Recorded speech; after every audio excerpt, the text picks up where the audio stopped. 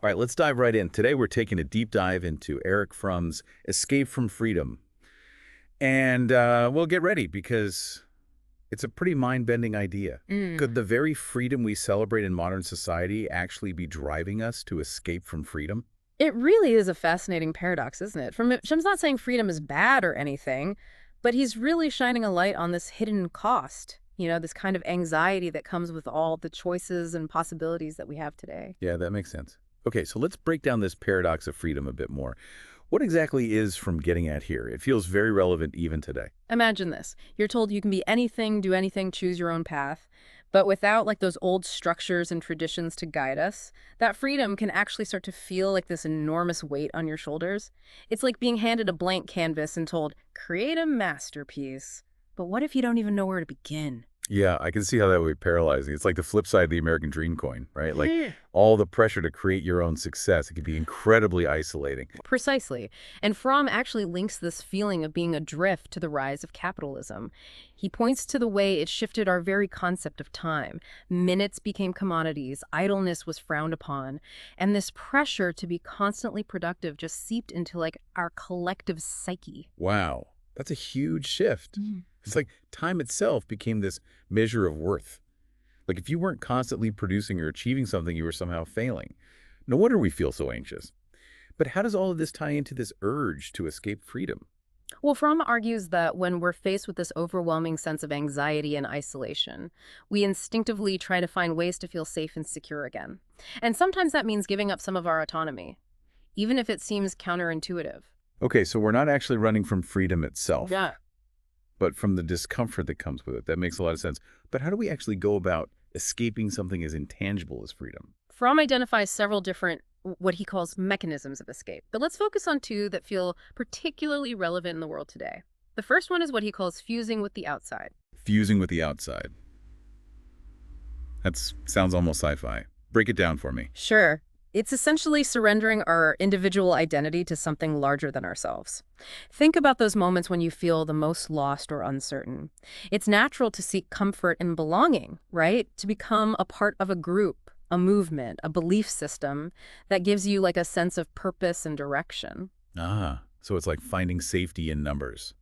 Like a tiny fish joining a huge school for protection, even if it means losing some individual freedom of movement. A perfect analogy. And if you look around, you see this playing out everywhere. It's the pull of like these really fervent political ideologies, the allure of cults of personality, even the way people lose themselves in online communities, merging their identity with a collective online persona. Yeah, I've definitely seen that online. People getting so caught up in groupthink that they lose sight of their own individual values. It's like they're trading critical thinking for the comfort of belonging. Exactly. And that leads us to Fromm's second mechanism of escape, conformity, or what he calls automaton living. It's a bit unsettling, but I think you'll find it resonates with some of your own experiences. Okay, now you've got me really curious. Tell me more about this automaton living. What exactly does that look like? Picture this. You go through your day following routines, accepting prevailing opinions, chasing after what you're supposed to want. But somewhere along the way, you lose touch with like your own genuine desires, and you become almost robotic in your thoughts and actions. Wait, so it's like we're all just sleepwalking through life. It's a bit unnerving to think about. It can be, especially when you consider the implications. Thumb uses this really striking anecdote about the average newspaper reader who believes their opinions are their own when they're actually just regurgitating what they've read. Wow, that's a bit too close to home, isn't it? I'm sure we've all had moments where we realize we're just echoing the opinions of others without really thinking critically about it. So is that it? Are we doomed to just be robots or followers? Is there any way to break free from these mechanisms and live like a more authentic life? I would say doomed not at all. Fromm actually offers us a way out, a path towards what he calls authentic life. It's not about rejecting freedom altogether, but about embracing it more consciously and deliberately. Okay, I like that. Tell me more about this authentic life. How do we actually get there? Is there like a map, a set of instructions? It's more of a journey than a destination, but Fromm does highlight some key elements. Like for starters, it's about cultivating self-awareness, recognizing those moments when we're just on autopilot, just reacting to external pressures instead of making choices that actually align with our true selves. So becoming more mindful of those forces that are kind of shaping our thoughts and desires. Kind of like when you realize you've been humming a commercial jingle all day without even realizing it. Exactly. It's about noticing those subtle influences and then actually questioning them. Fromm also emphasizes the importance of living in the present moment, engaging in spontaneous activity that brings you genuine joy and fulfillment, not just chasing after what society tells us we should want. So ditch the to-do list and just Yeah. follow our bliss. That sounds a bit scary, to be honest. It's not about abandoning all responsibility or like becoming reckless or anything. It's about finding a balance between our obligations and our genuine desires. It's about remembering that we're not just cogs in a machine. We have this capacity for creativity, for connection, for experiencing the world in a more immediate and meaningful way. Yeah, that makes sense. Yeah. It's less about achieving some big grand goal Yeah. and more about finding those like little moments of genuine connection and joy in everyday life. Precisely. And that's where Fromm's ideas about love and productive work come into play. He believed that those were essential for a truly authentic life. Hold on, I thought we were talking about escaping the pressures of modern society.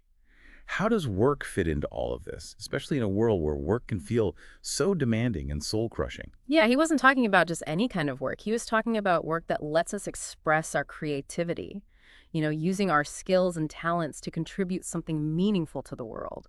Work that resonates with our values and allows us to actually grow as people. Ah, so it's not about just punching the clock, but about finding work that like actually feeds our souls. Yeah. Work that makes us feel like we're actually making a difference.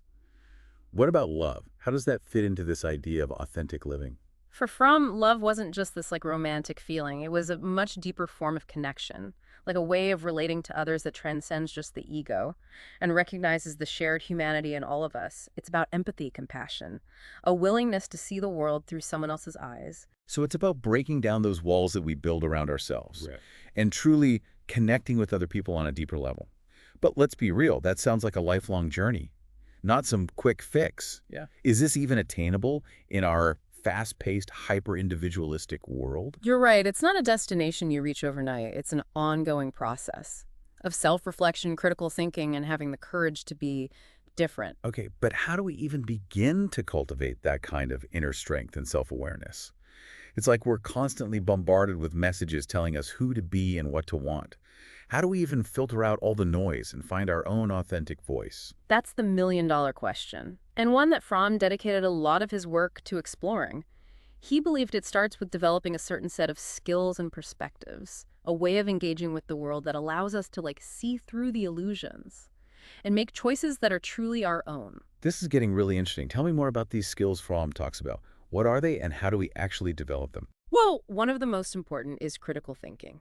It's about developing a healthy skepticism, learning to distinguish between information and propaganda, between genuine needs and manufactured desires. So not just passively absorbing information, but actually engaging with it, asking questions, challenging assumptions, basically becoming like a discerning consumer of information. That makes sense, especially in today's world where we're just constantly bombarded with information from every direction. What else? Fromm also highlighted the importance of education, but not just any kind of education. He believed in an education that fosters critical thinking, creativity, and self-awareness.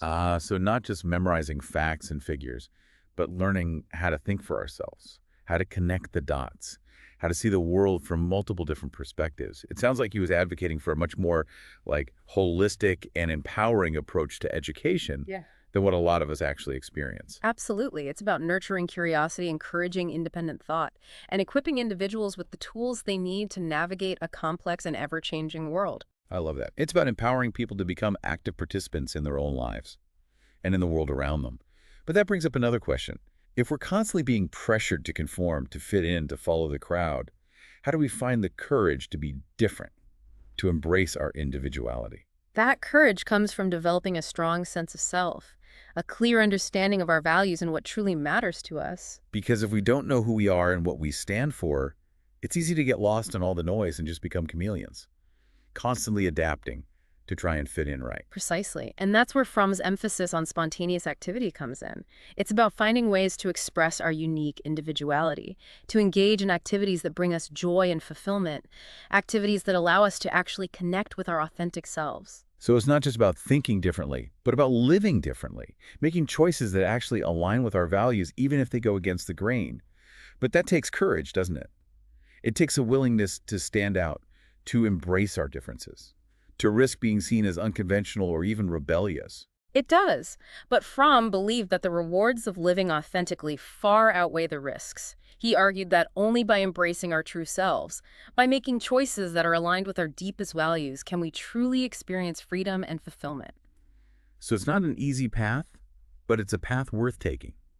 But in a world that often rewards conformity and obedience, how do we actually navigate those external pressures while still staying true to ourselves? That's where things get really interesting. Fromm offers some insights into how we can navigate this tension between individual freedom and societal expectations, between the desire to belong and the need to be true to ourselves. Okay, I'm definitely ready to dive deeper into that. This is giving me a lot to think about. But before we get into that, let's take a quick pause here, and we'll continue this exploration in part 3.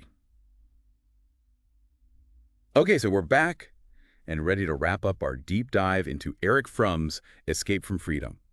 We've talked about the paradoxical nature of freedom in the modern world and all the sneaky ways we try to escape it, and that really tantalizing idea of living an authentic life. But the million-dollar question still kind of hangs in the air. How do we actually get there? How do we cultivate that inner strength, to resist that pressure to conform, to stay true to ourselves when the world is constantly telling us who we should be? Yeah, it's a big question.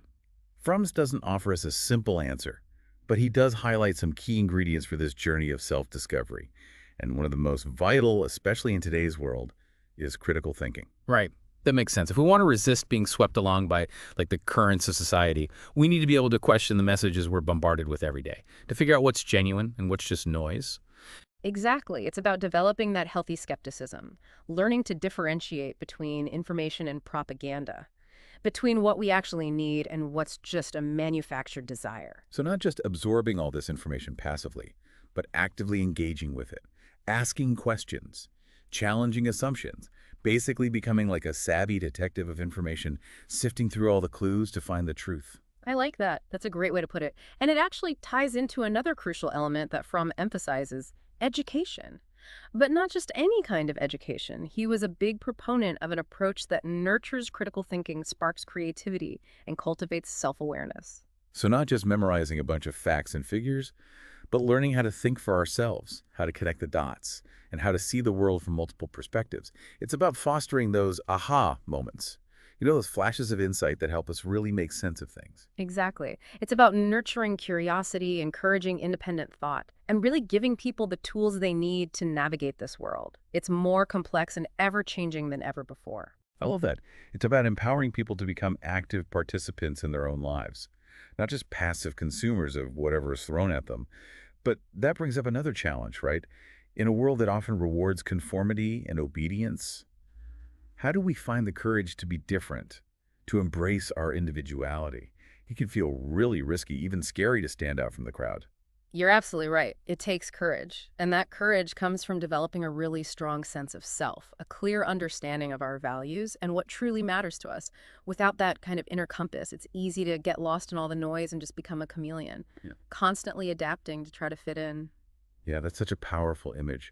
Becoming a chameleon, it makes me think of all the times when we might suppress our true thoughts or feelings, just to avoid rocking the boat, Yeah. to maintain that sense of belonging. And that's where Fromm's emphasis on spontaneous activity becomes so important.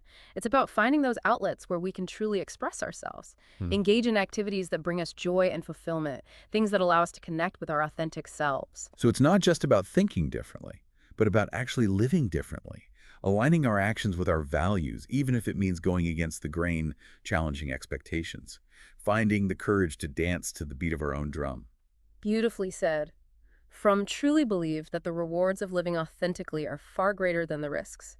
He argued that true freedom and fulfillment only come when we embrace our true selves, when our choices reflect our deepest values. That's so inspiring, but it also feels like a constant balancing act, doesn't it?